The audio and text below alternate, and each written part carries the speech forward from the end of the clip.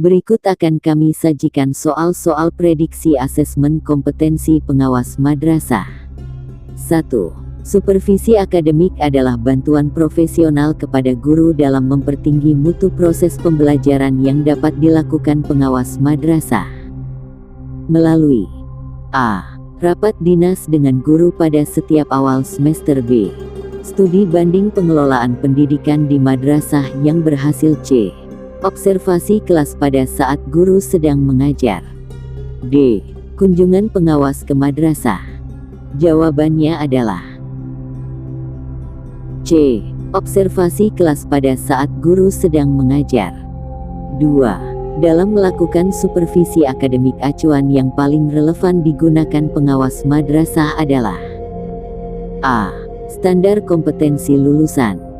B. Standar isi. C. Standar penilaian. D. Standar proses. Jawabannya adalah D. Standar proses. 3. Di bawah ini adalah kompetensi supervisi akademik yang harus dikuasai pengawas madrasah kecuali A. Menguasai konsep, prinsip, dan teori tentang pembelajaran pembimbingan. B. Menguasai konsep, prinsip, dan teori tentang penilaian pendidikan. C.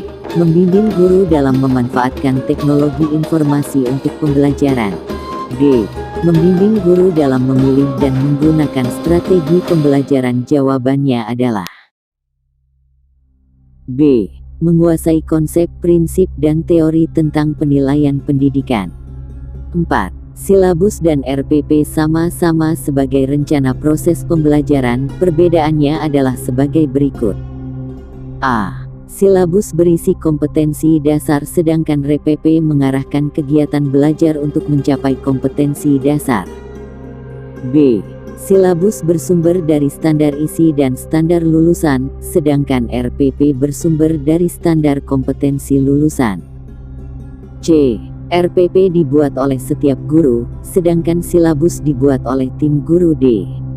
RPP dan silabus keduanya disusun oleh setiap satuan pendidikan. Jawabannya adalah A. Silabus berisi kompetensi dasar sedangkan RPP mengarahkan kegiatan belajar untuk mencapai kompetensi dasar. 5. Standar proses menetapkan bahwa untuk satu rombongan belajar dalam pelaksanaan pembelajaran di SMA sebanyak peserta didik A.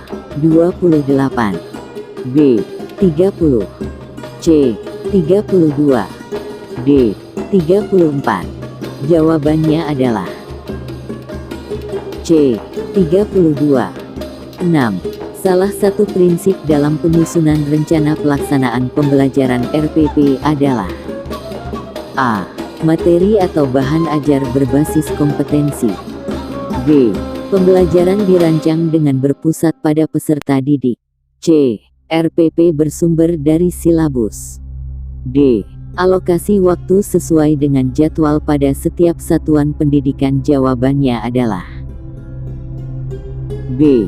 Pembelajaran dirancang dengan berpusat pada peserta didik. 7.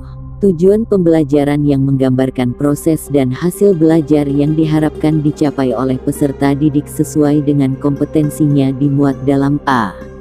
Silabus. B. RPP. C. Silabus dan RPP. D. SKL. Jawabannya adalah B. RPP.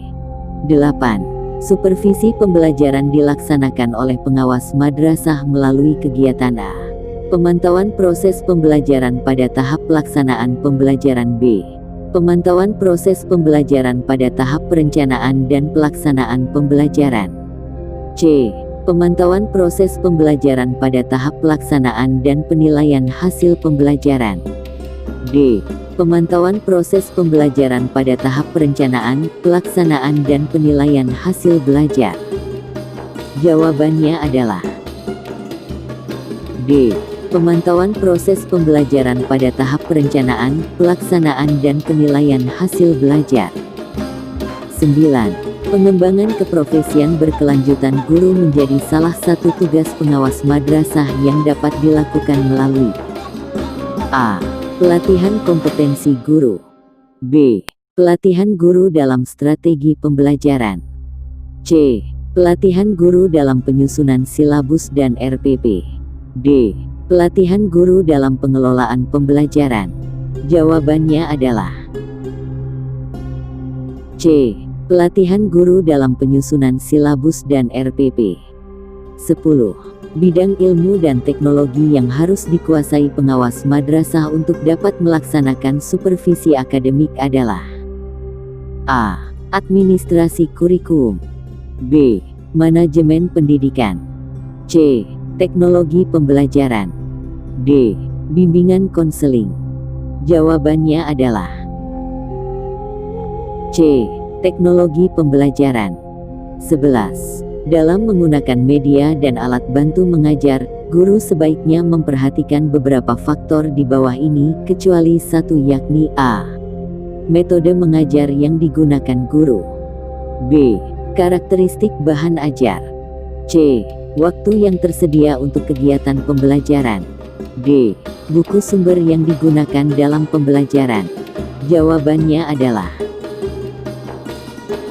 C. Waktu yang tersedia untuk kegiatan pembelajaran. 12. Faktor yang penting dipertimbangkan guru dalam melaksanakan diskusi pemecahan masalah proses pembelajaran adalah A. Waktu yang tersedia untuk melaksanakan diskusi. B. Rumusan masalah yang harus didiskusikan. C. Jumlah peserta didik yang mengikuti pembelajaran. D. Motivasi belajar siswa. Jawabannya adalah B. Rumusan masalah yang harus didiskusikan. 13. Pengetahuan yang harus dikuasai pengawas agar dapat membina guru dalam mengembangkan media dan alat bantu pembelajaran adalah A. Manfaat media dan alat bantu pembelajaran. B. Penggunaan media dan alat bantu pembelajaran. C. Jenis dan model-model media pembelajaran. D. Karakteristik perkembangan peserta didik. Jawabannya adalah B. Penggunaan media dan alat bantu pembelajaran. 14. Hal yang harus dikuasai pengawas dalam membina guru agar mampu melaksanakan proses pembelajaran adalah A. Strategi pembelajaran yang efektif. B. Berbagai inovasi pembelajaran. C. Penguasaan guru tentang bahan ajar. D. Teknik penilaian dalam pembelajaran. Jawabannya adalah B. Berbagai inovasi pembelajaran. 15. Keterampilan guru dalam menulis butir soal sebagai alat untuk mengukur hasil belajar peserta didik dapat diketahui pengawas madrasah melalui kegiatan A. Pertemuan dengan guru membahas cara membuat butir soal. B. Kunjungan kelas melihat bagaimana guru mengajukan pertanyaan. C. Diskusi dengan guru tentang penilaian hasil belajar siswa. D. Pendampingan guru dalam menyusun butir soal. Jawabannya adalah D. Pendampingan guru dalam menyusun butir soal. 16. Kemampuan yang paling penting dimiliki guru tentang media dan alat bantu pembelajaran adalah A. Memilih bahan untuk membuat media, alat bantu. B. Membuat media dan alat bantu sederhana. C. Menggunakan media dan alat bantu. D. Merawat media dan alat bantu. Jawabannya adalah B. Membuat media dan alat bantu sederhana. 17. Tindakan yang paling tepat dilakukan pada saat siswa mengalami kesulitan memahami pelajaran yang sedang diajarkan adalah A. Mengulang kembali bahan yang diajarkan. B. Memberikan tugas agar siswa mempelajari bahan yang belum dipahami. C. Memberikan buku sumber untuk dipelajari siswa. D. Membantu setiap siswa yang mengalami kesulitan. Jawabannya adalah D. Membantu setiap siswa yang mengalami kesulitan. 18. Langkah pertama yang harus dilakukan guru BK dalam melaksanakan tugasnya sebagai guru pembimbing adalah A. Menemukanali berbagai masalah yang dihadapi siswa. B. Membedakan siswa yang bermasalah dengan yang tidak bermasalah. C. Memberikan saran pemecahan masalah pada siswa. D. Menetapkan teknik bimbingan yang paling sesuai. Jawabannya adalah A. Menemukanali berbagai masalah yang dihadapi siswa. 19. Untuk menentukan tindak lanjut pembelajaran, tindakan yang perlu dilakukan guru adalah A. Menilai tingkat pencapaian hasil belajar siswa. B. Menambah bahan pelajaran baru. C. Mengetahui jumlah siswa yang tidak akan mengikuti program tindak lanjut. D.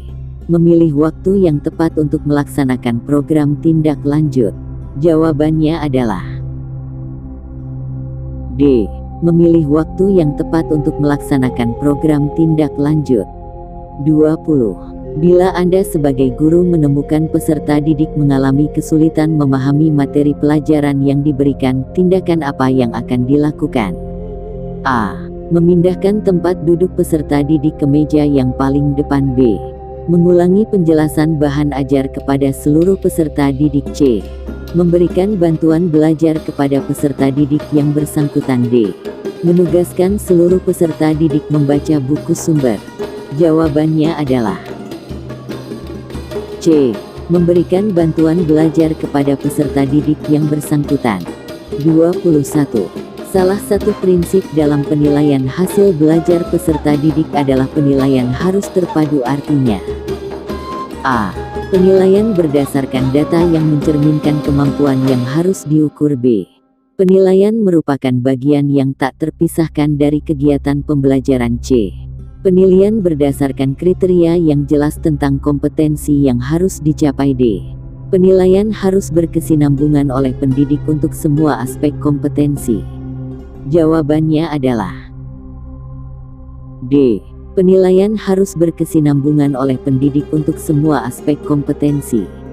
22. Sebelum guru menyusun soal-soal untuk menilai hasil belajar peserta didik, manakah yang pertama kali harus dipelajari? A. Buku sumber yang digunakan. B. Kurikulum dan silabus. C. Indikator pencapaian kompetensi. D. Kemampuan awal siswa. Jawabannya adalah C. Indikator pencapaian kompetensi. 23. Kriteria ketuntasan minimal KKM merupakan kriteria ketuntasan belajar yang ditentukan oleh madrasah. Pada prinsipnya merupakan A. Nilai batas ambang kompetensi. B. Nilai minimal yang dicapai peserta didik. C. Nilai maksimal yang dicapai peserta didik. D. Nilai batas ambang kelulusan ujian madrasah. Jawabannya adalah B. Nilai minimal yang dicapai peserta didik. 24. Penilaian hasil belajar peserta didik yang dilaksanakan oleh pendidik pada setiap proses pembelajaran dikatakan A. Penilaian diagnostik. B. Penilaian formatif. C. Penilaian sumatif. D. Penilaian prediktif. Jawabannya adalah B. Penilaian formatif. 25. Instrumen penilaian hasil belajar yang digunakan pendidik harus memenuhi persyaratan berikut kecuali A. Konstruksi butir soal memenuhi persyaratan yang sesuai dengan bentuk tes yang digunakan. B. Substansi yang diukur mempresentasikan kompetensi yang dinilai. C. Bahasa yang digunakan komunikatif sesuai dengan taraf perkembangan peserta didik. D. Digunakan untuk ulangan tengah semester dan ulangan akhir semester. Jawabannya adalah D. Digunakan untuk ulangan tengah semester dan ulangan akhir semester. 26. Kegiatan yang harus dilakukan setelah pembelajaran adalah melakukan refleksi. Refleksi ini tidak hanya dilaksanakan pendidik saja, tetapi juga oleh peserta didik. Tujuan dilakukannya refleksi pembelajaran bagi peserta didik adalah A. Untuk mengidentifikasi faktor-faktor penyebab kegagalan pendidik dalam Pembelajaran B untuk mencapai kepuasaan diri peserta didik memperoleh wadah yang tepat dalam menjalin komunikasi positif dengan pendidik.